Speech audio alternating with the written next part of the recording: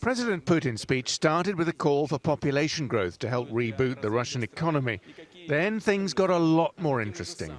He announced plans for a constitutional shake-up. The parliament, or Duma, should have the power to appoint the prime minister and his ministers, powers now held by him, the president.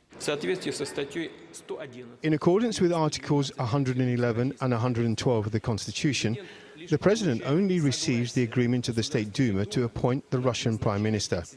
Then he appoints both the head of the cabinet and his deputies and all the ministers. I propose changing this procedure and entrust the State Duma not only with agreement, but proposing the candidacy of the Prime Minister of the Russian Federation. Putin's fourth term as president ends in 2024, and he must step down. His constitutional changes imply he wants to limit the power of his successor.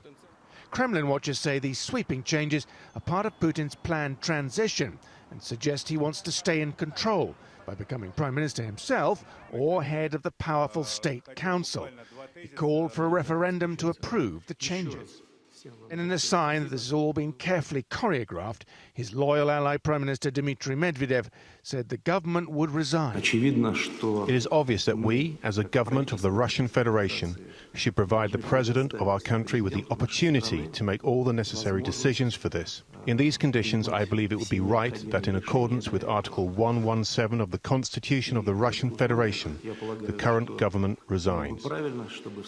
Putin immediately appointed Medvedev to a newly created position as deputy head of the Kremlin Security Council. Putin has been in power since 2000, and as his final term as president ends in 2024, there has been feverish speculation over what he will do then. The significant constitutional